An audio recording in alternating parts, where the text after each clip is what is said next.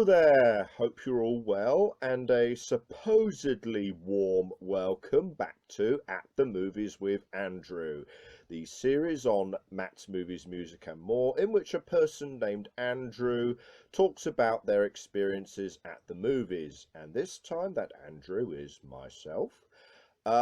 We are now into August 2019, supposedly the apex of the British summertime. Not that you'd know it, looking outside at the erratic weather and the feebly attempts at warm temperatures outside. But more to the point, this means we're definitely getting more escapist, family-friendly entertainment at the cinema before the kiddywinks have to go back to school the very next month.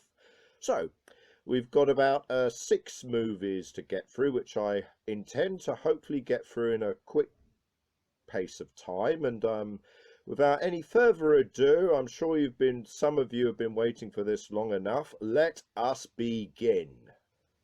So, I began August with The Current War, a movie that when I got to my local cinema, the people at the box office shrugged their shoulders and said that all screenings for that day had been cancelled due to lack of ticket sales. So I had to spend the rest of that week searching the length and breadth of London, finding a cinema that had a screening and was even aware of this movie's existence. So we're off to a good start this month, aren't we? Directed by Alfonso Gomez Rejon. I hope I'm pronouncing that correctly. This is a historical drama, but the question is, do I talk about the history of the plot, the story, or the history of the movie itself, which is actually quite interesting of itself, and I think I will start with that. Why has this movie come out with such a quiet, wet fart and nobody is really noticing it? Well, this movie has been delayed for 2 years, is the short answer to that. Long answer being, this was filmed in 2016. And it was initially screened at the 2017 Toronto Film Festival, after which, I don't know if it was during then or after, that test reactions were not great, to the extent that the producer of that film ordered his own cut, his own edit to his specifications that the director was not pleased about, but the producer wanted it to be ready because it would be his company's big Oscar bait glory push the following winter. That producer was Harvey Weinstein. And 2 months after he ordered that edit, Me Too happened. That whole scandal that brought down him and brought down his company. As such, this film consequently sat on a shelf for about 2 years, whilst people like me wondered, well, what happened to The Current War? There was a trailer came out for that Benedict Cumberbatch Thomas Edison movie. What happened to that? And very few, I'm probably among 5 people on the planet that wondered that. But here we are 2 years later. It's been picked up by another production company. The director has been allowed to go back and reshoot a couple of scenes and do his own director's cut, maybe trim about 10 minutes worth. So if nothing else for this movie, I can at least appreciate the auteur's intended vision has at least made it to the screen, even if it's rather belated. But as I was alluding to earlier, this stars Tom Holland, Nicholas Hoult, Michael Shannon, and Benedict Cumberbatch as the Wizard of Menlo Park himself, Thomas Edison, which is actually quite appropriate and, of course, casting when you put it like that. But anyway, this is about the true story of the 19th century battle for America's electricity infrastructure. So Thomas Edison is the talk of the town. He's invented electricity, particularly the direct current form of electricity that he's pushing for all of America to adopt and for him to reap the financial business benefits of. Enter Michael Shannon as George Westinghouse, who owns a gas company at the time and decides to set himself up as a direct competitor to Edison. by adopting the different alternating current system.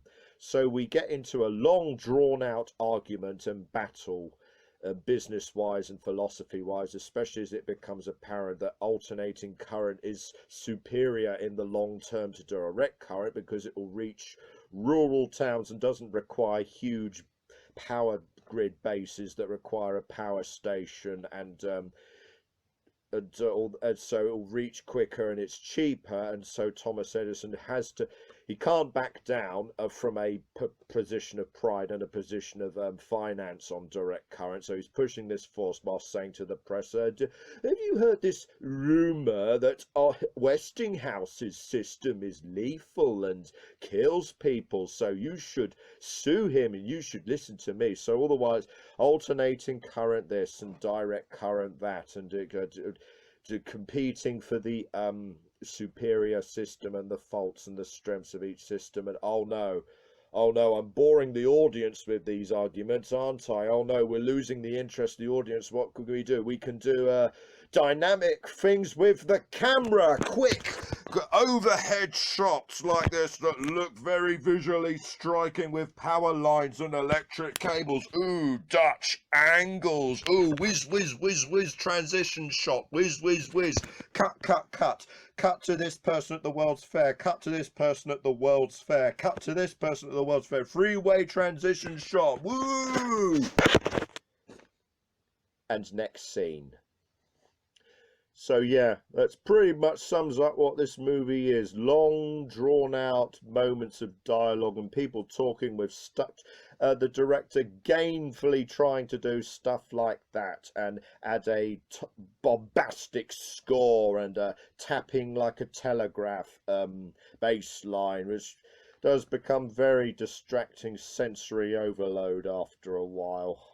Oh yeah, fisheye lens as well. But in the midst of all that, you've got actors gamefully trying to say obvious, knowing nudge nudge wink wink lines like whoever controls that current controls the future of America. I've got ideas that would take 12 lifetimes to fill. And Nicholas Holter's Nikolai Tesla in the midst of all this, facing people saying things like, you don't understand that what makes the world work. It's not current, it's currency. And mark my words, there'll never be anything named Tesla ever again. And going through the usual biopic motions of everything's fine and wonderful until the wife says, oh, I don't feel so good, I've got a headache. Guess what happens 5 or 10 minutes after that? And of course it's a slow motion reaction shot of Benedict Cumberbatch going, and everyone's sad. In the very next scene, I don't know how many weeks or months have passed, but it's just going on as if nothing had happened. Consequences. Yeah, it's an impressive cast, but they're not doing anything we haven't seen them do before. I mean, Benedict Cumberbatch is playing an arrogant genius. Yeah, I'll let that soak in, the shock of that. Yeah, and in other news, the water is wet and the sky is blue. And Tom Holland is his secretary, is acting as his conscience, essentially. And I really wanted to go into this with an unbiased mind and not think of Marvel or anything else they've done. But Benedict Cumberbatch is even doing his Doctor Strange accent, his voice. So it's hard not to think of Spider-Man arguing with Doctor Strange about, I don't think this is a good idea, sir. You're lying to these people. And yeah, meanwhile, Michael Shannon is stoic, taciturn, serious figure that he always plays. Now he's got a magnificent beard, magnificent facial hair. Oh yeah, Nicholas Hoult is Nikolai Tesla, and I kind of mentioned that as an afterthought because he's only in about 10-15 minutes of the movie as this figure in the background who's not is this naive genius that everybody ignores or preys upon and uses when necessary. But Mr. Holt, between this and Tolkien and Dark Phoenix, please do something memorable soon because 2019 has not been a good year for you. So yeah, like I say, it's just going through the motions of who will come out on top, and a couple of things I will say in its favour. At least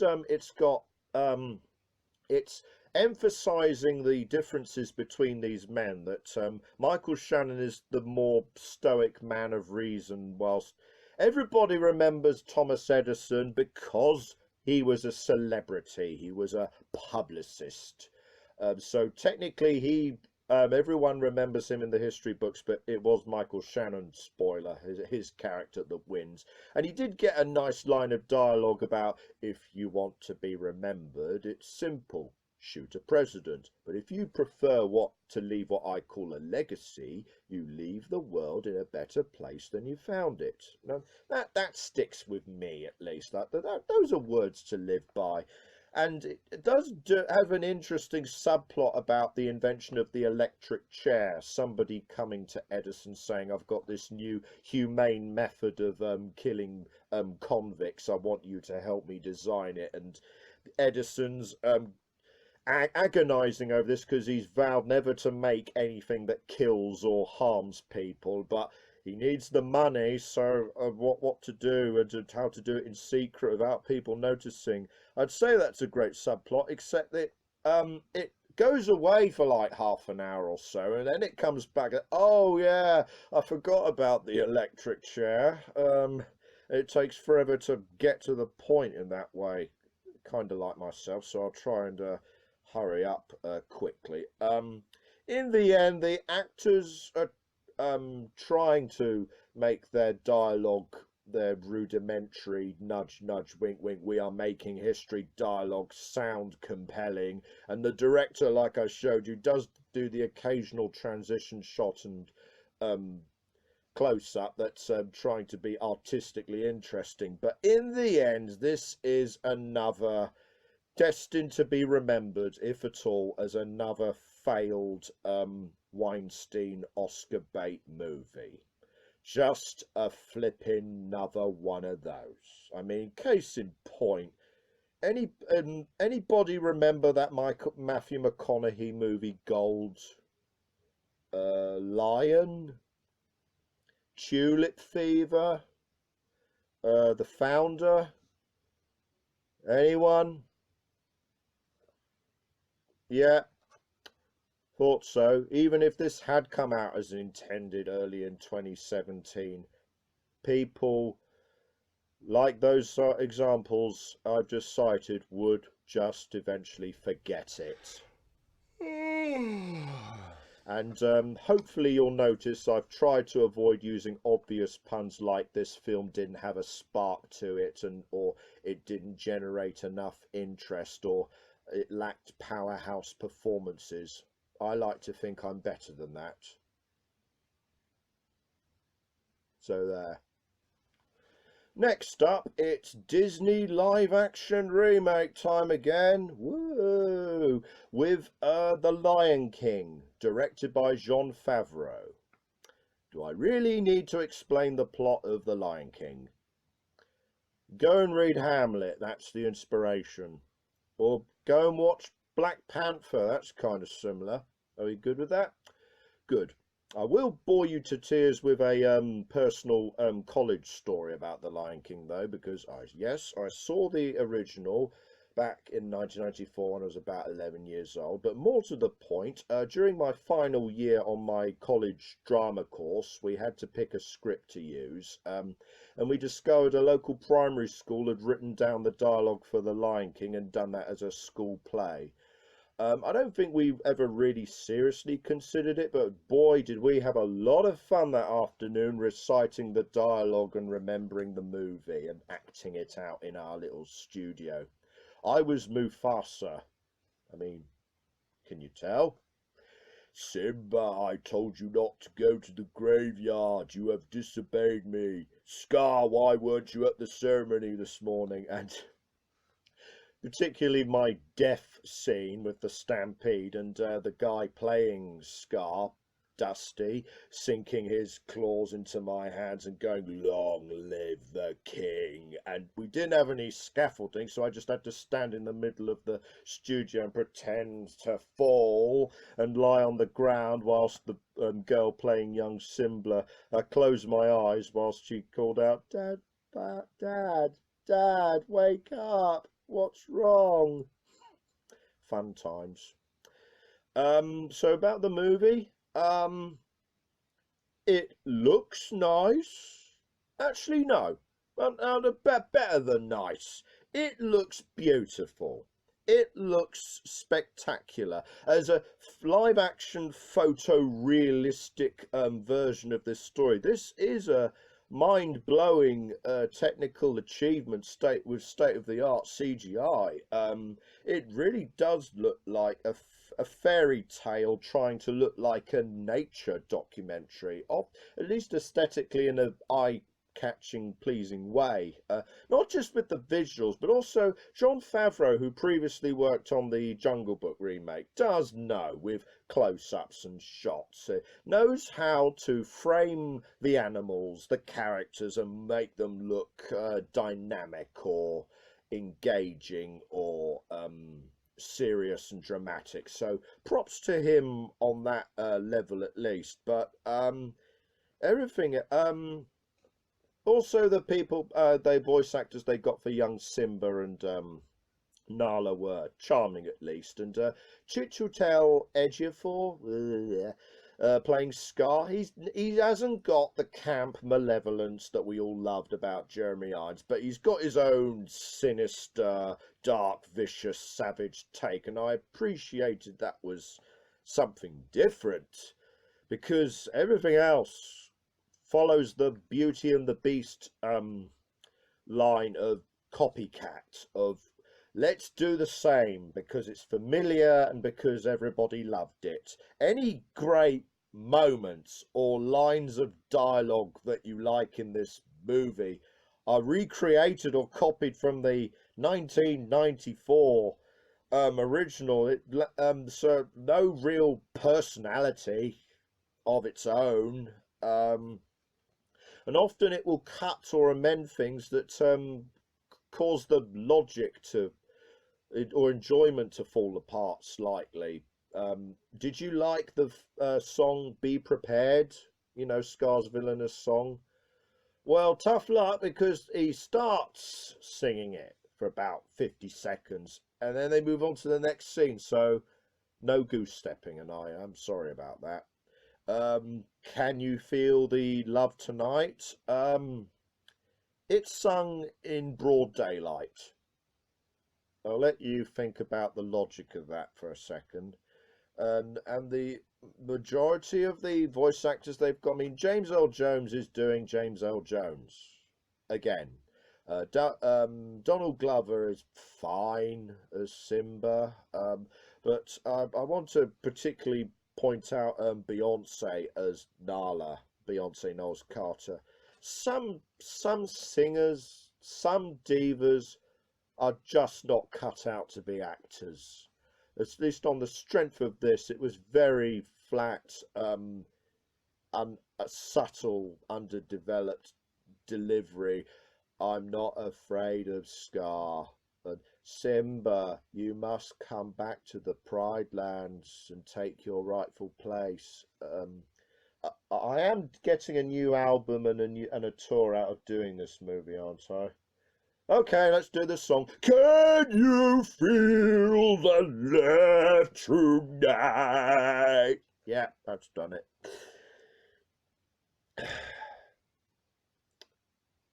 And sometimes the photorealism works against it. There is when Simba's hair flies off and it eventually gets to Rafiki.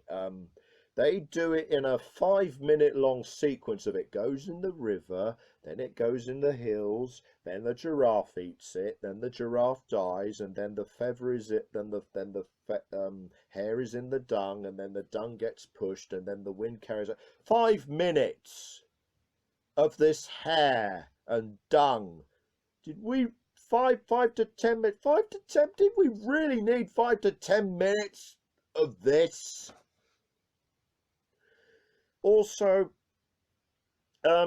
ultimately, the cartoon, you could get eyebrows, you could get eyes widen, you could get smiles and facial expressions because it was a cartoon. You could take artistic liberties with that. When you've got real lions, real cats, have you ever seen a real lion or a real cat? How expressive is a real lion or a cat? What can it do with its face? Like this. So this was particularly noticeable with Mufasa's death with "Long live the king" and Simba's horrified "No" reaction. It is just a cat going "No." How dramatic and tragic can that be? Yeah.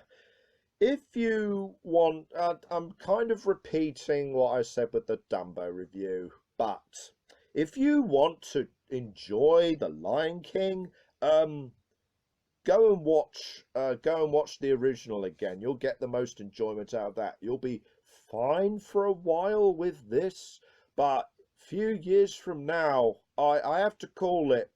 I have to say, you will forget it. And if I may conclude this part by crudely paraphrasing the great Jeff Goldblum, let me tell you about this power of remaking Disney films with current technology. It didn't require any discipline to attain it. You didn't learn the power of storytelling for yourself, so you don't take any responsibility for it. You stood on the shoulders of animation geniuses to get somewhere very quickly, and before you even knew what you had, you packaged it, you marketed it, you stuck it onto a cinema poster, and now you're selling it. You're just selling it. You were so preoccupied with wondering whether you could recreate Disney animation with new state-of-the-art technology and current actors, you never stopped to think about whether you should. Next up, we have the Playmobil movie. Oh, I'm sorry, Playmobil the movie. Totally different. Totally different. Not like our Lego movies that we're trying to emulate at all. No. Directed by Lino Di Salvo, who I believe was the lead animator on Frozen. But the plot starts off with Anna Taylor-Joy as Marla in a live-action sequence, I hasten to add. She's just turned 18, she's just got a passport, so she immediately starts singing to her little brother Charlie, "I'm going on a trip, I'm going to follow my dreams, there's nothing I can't do, I'm going to see everything, bouncing on the bed, blah blah blah, follow your dreams." And I had this immediate sinking feeling in my chair thinking, oh no, the whole movie's gonna be like this, isn't it? The opening credits haven't even finished playing, like second unit director feebly playing on the bottom right corner of the screen while singing a song about following your dreams, going on a journey.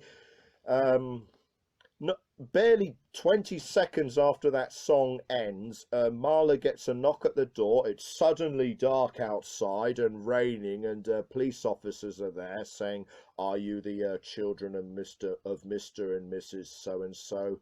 There was a car crash. Are you having fun yet, kids?" 4 years later, Marla has had to abandon her dreams and become the responsible adult to Charlie, which Charlie doesn't take at all well too. So he sneaks out one night to go to an exhibition centre just down the road that's hosting a toy fair, and she pursues him, and at the toy fair they discover a Playmobil exhibition, and with a lighthouse in the center of it, which immediately beams them and transports them to the world of Playmobil. How did it do this? Why did it do this? It's magic. We don't have to explain anything to you. Shortly after that, Marla and Charlie get separated. Marla has to get her brother back from the Roman Colosseum Playmobil, because we all remember playing with the Roman Colosseum Playmobil set. And in the doing so, she comes across Jim Gaffigan's character, who owns a food truck, because we all remember the food truck Playmobil, don't we? And who has a friend, spy friend, he can call upon, called Rex Dasher in his Porsche, because we all remember Rex Dasher and his Porsche Playmobil toy set. Sod this, you don't. Why are we doing this? I'll tell you why we're doing this. It's because about 4 or 5 years ago, the Lego movie came out and surprised everybody at how witty and smart and self-aware and suitable for all ages it was, and much of a box office smash it was. So their closest competitor, Playmobil, said, hey, we want a piece of that pie. So they got the lead animator for Frozen to work on a film for them, which took 4 or 5 years to come out. And now here we are. First off, like Fern, that wasn't the only song. We get more and more songs like that, and they are the most plinky plonky lyrics, junky, bland, Disney Channel worthy, uninspired dreck I've seen in a kids film in a long time. You've got Follow Your Dreams. You've got the evil Emperor Maximus, played by Adam Lambert, explaining his evil plan to his captives. Let me tell you what I'm doing here. I'm going to explain my plan to you in a camp operatic way. I'm just gonna talk like this through the song, and I bet you're just dying to know what I want. Ooh, poor choice of words.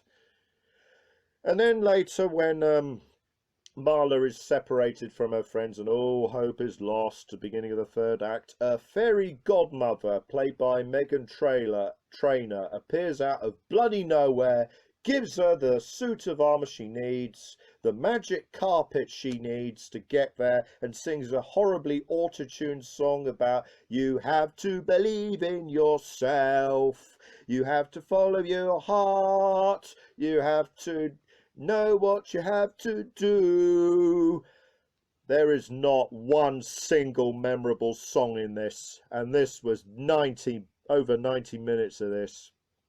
Yeah, generally, I have to say it, this movie is everything we thought that the Lego movie was going to be. Every fear we had about it being just a toy commercial, being a rudimentary plot, of being catering strictly to the under 10-year-olds. Well, now you've got it with the Playmobil movie. I hope you're happy.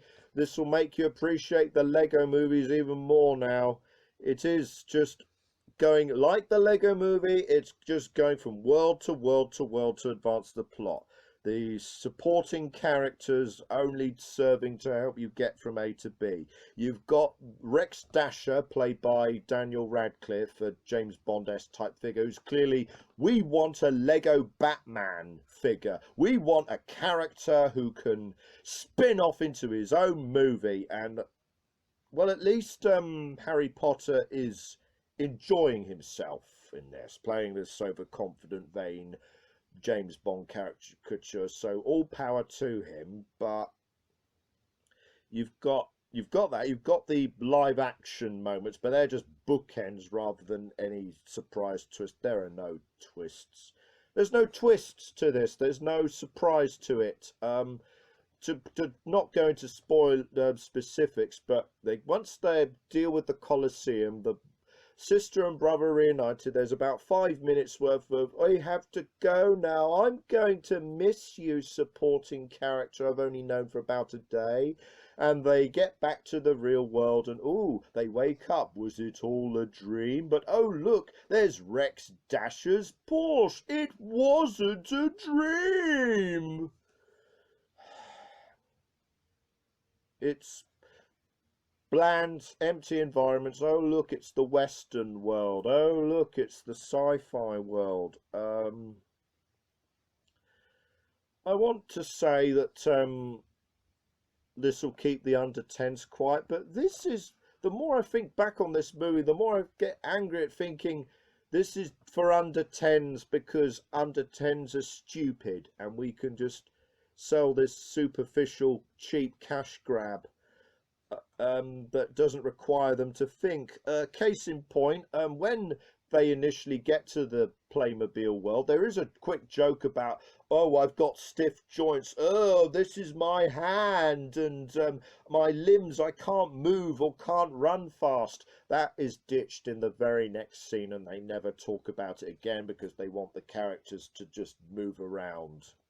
I mean, compare that to the Lego movie, which actually thought about how Lego figures would move and created this stop motion effect. That was creative.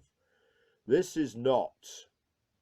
And like I say, the more I think about this movie, the more it's that lack of effort from the animators and the producers of this movie, despite people like Anna Taylor-Joy and Harry Potter, that tip it over into making me want to burn it. Also, they had the sheer bloody nerve to put in a sequel baiting the villain escaped and he will be back in the sequel. No, there can't be a sequel to this. If this uninspired Drek gets a cinematic continuation before Alita Battle Angel does, then sod it, sod this planet, sod humanity. I'm borrowing a TARDIS and running away. So that day, I went to see that Playmobil movie to try and have a day off and cheer me up. Didn't work. I went outside to try and process what I'd seen. It bucketed down with rain and soaked me. Then I went back in and saw my second movie that day. I don't know why I thought this would be a good double bill. The Angry Birds Movie 2, rather clumsily titled. I'll probably wind up calling it Angry Birds 2 for the rest of this. Directed by Thorup Van Orman. Okay. As you can probably tell, it's a sequel to the Angry Birds movie. Quick summation, Red the Bird is enjoying his new status as a hero. He's not, having defeated the terrible egg-stealing pigs. He's enjoying the fact that he's no longer a social outcast and he's beloved. So it's partially he feels threatened by this when the Pig King turns up to offer a truce, because there's now a third island of eagles that are threatening to freeze and destroy both other islands, so they reluctantly have to team up to stop this new enemy. Will they be able to overcome their differences and their pride to stop this threat through the awesome superpower of teamwork, as Sonic the Hedgehog would put it? And why does the leader bird Zeta have a history with the mighty eagle? Angry Birds Movie 1. I remember it as a video game movie. It was surprisingly passable. I remember the joke when they get to the magic fountain and swim around in it. Oh, it's wonderful. But then the mighty eagle turns up and you see a golden stream of liquid and him going, ah. And then the birds are horrified and realize what the fountain is composed of. I thought, this is supposed to be a kid's movie, right? That was shocking. But mostly it was a zany, and American animated, these movies are zany. They are joke filled, and this is no different, really. It's a collection of stretchy, weird, silly, exaggerated faces. It's slow motion, using slow motion to comedy effect, like no, or somebody's kissing someone else, and another character goes, "Hey, that's my sister." You've got that. You've got frantic, frenetic pace. You've got jokes coming out every a mile a minute. You've got random pop songs. You get a lot of that in this movie, and yet I found this superior. This sequel superior to the first movie. Now, I might have a hard time explaining why that is. Maybe it was a case of Stockholm syndrome, or because the Playmobil movie was so bad that this seemed like a breath of fresh air and energy in comparison. But I will say more people in the audience laughed at Angry Birds 2 than they laughed at the Playmobil movie. Maybe it's because it's solely focused on humour and jokes. It's a silly Mission Impossible style chase plots that our characters are engaged on, and not so much the first plot was Red's prejudice about the pig immigrants coming to the island, him saying they're going to kill us all and eat our babies, and then him being proved absolutely right. And what kind of message does that send to society? There's no problematic subtext here. It's just our heroes going on an adventure to stop the zany villain, who, played by Leslie Jones. Yes, the villain is every inch the sassy black woman you'd expect from something like this. But I found a lot of silly, very immature chuckle. I found myself chuckling when the submarine is going towards the base, and Madame Butterfly's playing, and they cut to Chuck and his sister singing Madame Butterfly to each other, whilst Red is just nonplussed, going, "What are you guys doing?" When you've got quickly, we need to initiate Plan X. Oh, Plan X? I thought you meant spandex. And then rushing to the song of Right Said Fred's "I'm Too Sexy for My Shirt." Yeah, it's that. It is that in your face. And yet I found myself laughing at it. The plot is a Mission Impossible style chase and plan, and a bit of Red having to overcome his pride and learn to work with others, but nothing too in-depth or gets in the way. There is a bit of a mostly useless and almost pointless B-plot that only ties at the very end when they have to stop the bad guys. So the little birds trying to recover their eggs, siblings, just serves for like one or two jokes of, "Oh, we got the egg, oh, now it's gone away again," and at one point the egg ends up in the grip of a boa constrictor, and then the very next shot is the little birds wearing snake boots and snake hats and saying, "Well, that got dark very quickly." And then it's only when the little birds turn up to foil the villain, "Oh, now it connects." It's very goofy, very energetic movie. I totally saw the twist with the villain's relationship to Mighty Eagle coming a mile away. There is another twist with the villain and another character that I didn't see coming, so props for that. I'm not going to sit here and pretend that it's a new Angry Birds 2 is a new animated misunderstood masterpiece, but it will keep you amused for a couple of hours. The pace and the jokes keep going, so there's no time to feel bored or restless. It's probably my guilty pleasure of the year, and I would say that for all ages you should at least watch it. I would say that you don't need to bother with an Angry Birds 3 though. Don't push your luck here, guys. Next up, we have Once Upon a Time in Hollywood, the ninth film directed by a little art house director that you might have heard of. I'm not too sure. I know this can be very obscure. Some guy called Quentin Tarantino. Summary of the plot.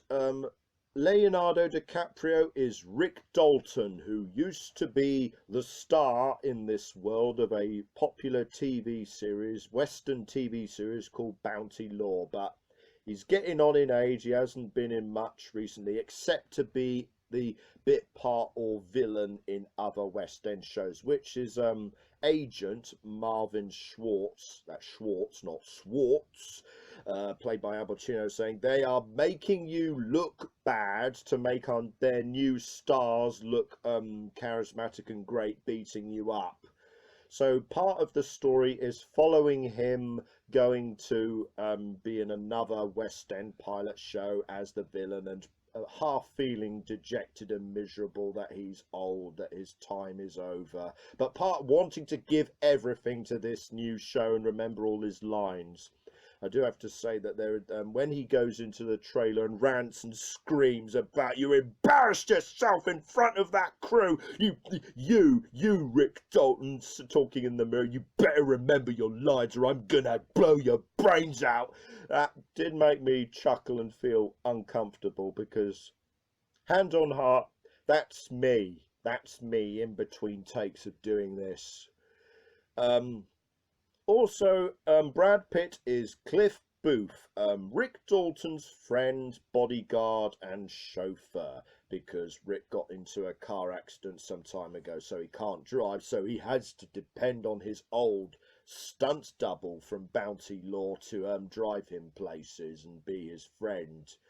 Following him throughout the day, particularly when he eyes up a pretty young girl who says, I need a lift back to where I live with this hippie commune on this old Western set, and led by this really groovy guru that we all love called Charles Manson. And in addition to that, Rick and Cliff find out they've got a new neighbour, Sharon Tate. So it's following a day in the life for her, and also the realization that this is all building up to a certain historical event. So yeah, Quentin Tarantino, one of those directors that you see on a poster and you think, new film by this guy, not Avengers or Disney or any other brands, a new director's film. I have to go see that because he is a renowned and assured master of his work, of cinematography and of directing, and this he's kind of he is indulgent, and this does come across in this film, like the set design, the neon lights, the cars, the streets, the music, the soundtrack. It's very well recreated and you feel immersed in this world. But there's always also a sense as we look over Rick Dalton's body of work, like, we get it, Mr. Tarantino. You love grimy old 60s exploitation movies, and it is a bit in your face. But that is kind of it serves into the thematic purpose of this movie, that it's about the old guard, old actors like Rick feeling old at the end of the 60s, that they're being superseded by something new, both in the promising way of people like Sharon Tate, but also these the sinister underground of people like Charles Manson, who I don't think we ever see, but we do. His influence is certainly felt, and his followers are certainly present.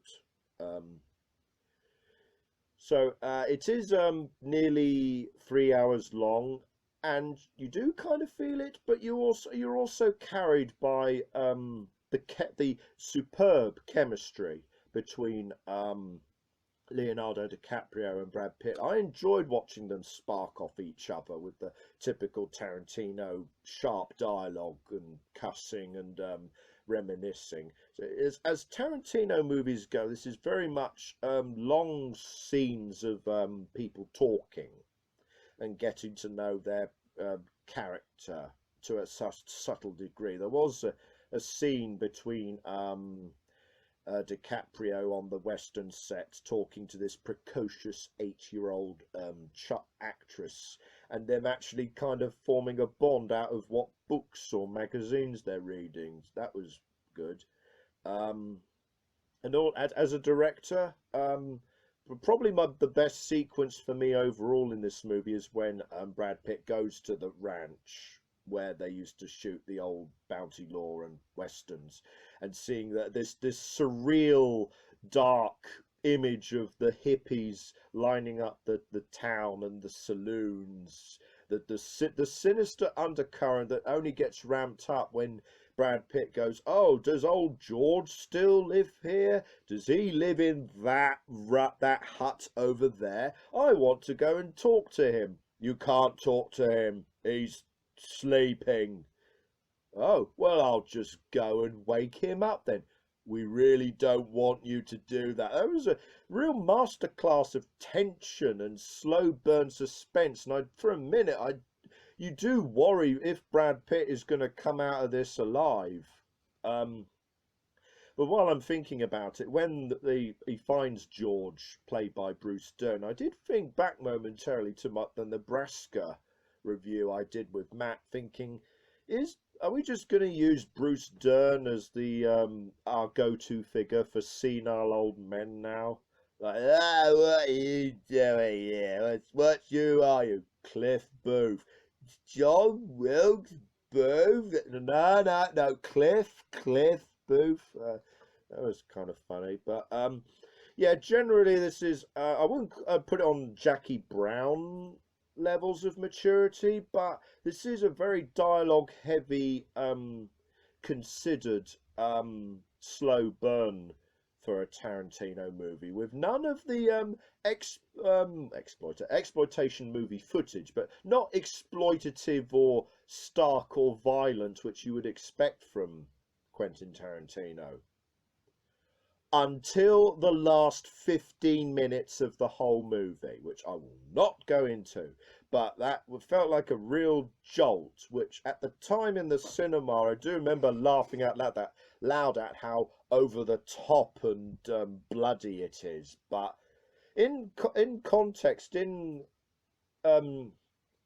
comparison to the movie, the nearly 3 hours that followed this movie, it does unfortunately come across a bit like a little boy at school who's been known as being very immature and silly, and delivering a very considered poetic monologue or speech to the class, and the teacher thinking, "Wow, you've actually grown up and mature. This is actually a very well thought out piece from you, Billy." And then Billy, right at the end, decides to do a great big raspberry or a fart. Like, the end. Oh, Billy, you were doing so well there. You go over the top. But that aside, it's things like that, and how indulgent and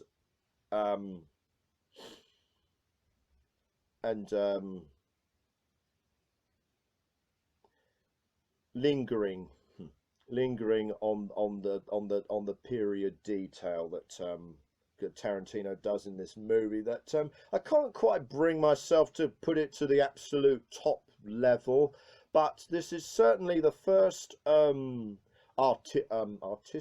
truly artistically crafted movie I've seen after a summer of blockbusters. And perhaps it's that, but because also with Tarantino you are in safe hands as a storyteller, as a cinematic storyteller, that I can at least give this a very high buy it.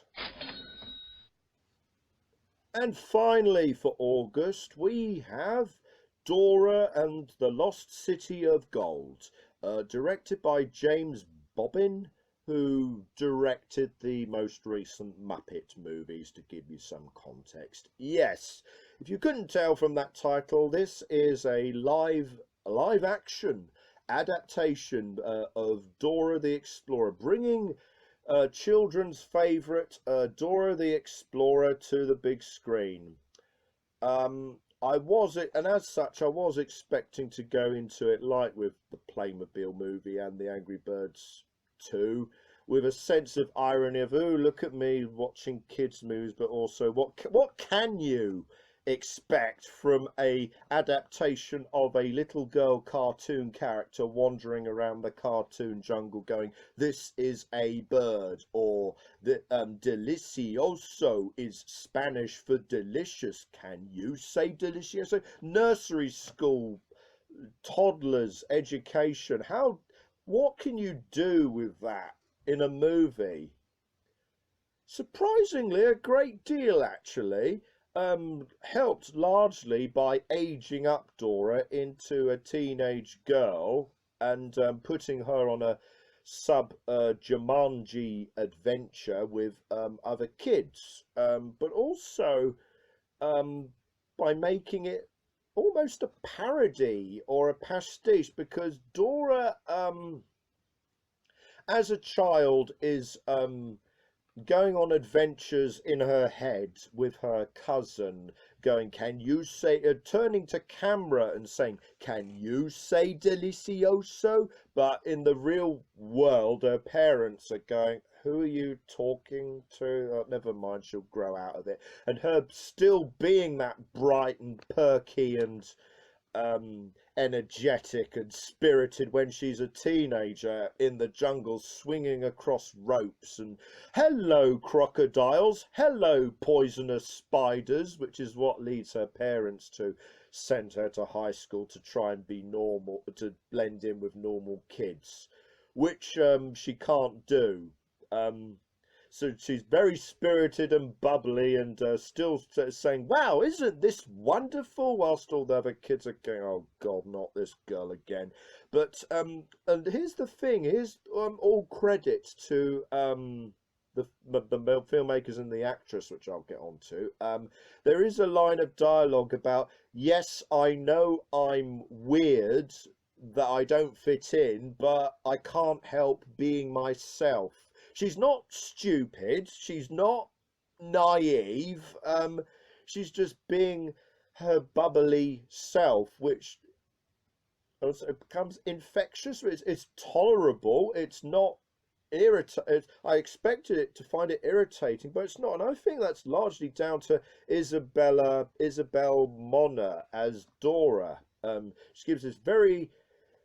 She took the character of Dora the Explorer and she committed to it. She's not being cynical or half-hearted about it. She is playing this spirited, adventurous character, and all credit to her. She really carries this.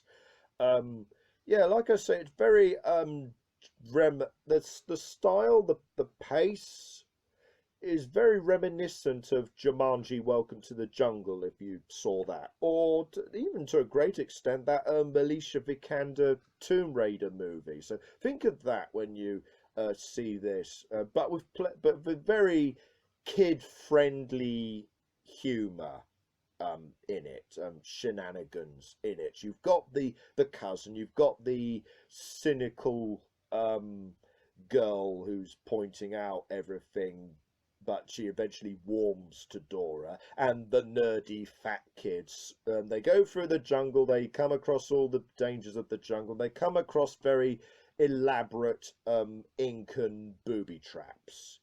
And if you're thinking that's like the Goonies or whatever, they even reference that as well. The nerdy fat kid looks at all the mechanisms and goes, oh, this is like Pitfall Harry, this is like the movies. And credit to him, I was fully expecting you to say, this is like Lara Croft or Nathan Drake. So props for bringing up a classic right there. And that, oh, if it was like the movies, then you have to pull this switch. Oh no, that's wrong. The movies lied to me about this. yeah, that was so. It's that, and the third act, very much is is point by point the climax of Indiana Jones and the Last Crusade, right down to a trap that turns out to be depth perception. The final room, this big riddle turns up, and an ancient mystical figure turns up suddenly, solve the riddle, and the villain goes, "Oh well, it's obviously this," and he does it. He fails it, and a chasm opens up underneath, and he seemingly falls into the chasm. I was fully expecting the mystical figure to say in Mexican, "He chose poorly." But yeah, if I had to really nitpick this movie, in a couple of places there's a twist villain in this. There's a scene where this seemingly friendly character turns around and, oh, he's been leading the bad guys the whole time, and it didn't feel like there was any real build up to it. One moment he's been very goofy and cowardly and running away from danger, and the next he's got this scowl on him and going, "Lock up these brats." It's like somebody, how did you get from A to B? Did someone flick a switch in the back of your head or something? You could have had some kind of build up to that. But more to the point, for all you Dora fans, Boots the monkey is in this. He's CGI. He's very briefly voiced by Machete, what's his name? Danny Trejo, which turns out to be in Dora's head. Okay, but also in the original childhood sequence at the beginning of the movie, they had an enemy, Swiper the fox, who Swiper, no swiping, and it was a pretend cuddly fox figure back then. But when we get to present day and the danger and the mercenaries chasing after him, they've got Swiper the CG talking fox, voiced by Benicio del Toro, and the mercenaries talk to him, and he's anthropomorphic and he salutes, and he's going around, the mercenaries are going around like this fox is real. It does feel like with this movie like there were different drafts, and maybe the pages of the drafts got mixed together, so even for a kids movie I was going, hang on a minute, somebody didn't fact check this. But ultimately this is more humorous, more engaging and entertaining and self-aware and humorous than a live action adaptation of Dora the Explorer had any right to be. And I would say it's a kids movie with all the kids movie humor and tone and shenanigans, but I would say you can watch it. And coming out of Dora the Explorer, that movie, I have to say honestly, I did feel a sense that the summer feels over now. And what did we get out of it? Well, for this month, for those of you who skipped to the end and didn't see the intricate details of what I had to impart to you, yeah, it's not the greatest Quentin Tarantino movie, but as a well-crafted piece of filmmaking, I would certainly put it up there. Once Upon a Time in Hollywood as my recommendation of the month. Meanwhile, if you have been watching this video all the way through, you can tell that I think the Playmobil movie should be binned. Or even the way that you would walk past your Playmobil figures and play sets and just go straight to playing with Lego, pass by the Playmobil movie on the shelf and go straight to the Lego movies. Put the Lego movies on. That will keep your kids entertained. You will thank me later. So with that, the summer is over. We'll be getting to September very soon, I promise. But in the meantime, did you see any of these movies? What did you think about them? Do comment and let me know down below if you feel so inclined. But more importantly, do like and subscribe and keep stay tuned to Matt's Movies, Music and More. I think around the time of recording this, we've got a 1 year anniversary Q&A video with Matt coming up, and that was a lot of fun to do, and I hope you'll check that out, and I hope you'll check out our future videos as well. But in the meantime, I hope to see you again for September, and in the meantime, do take care of yourselves and each other. Peace out.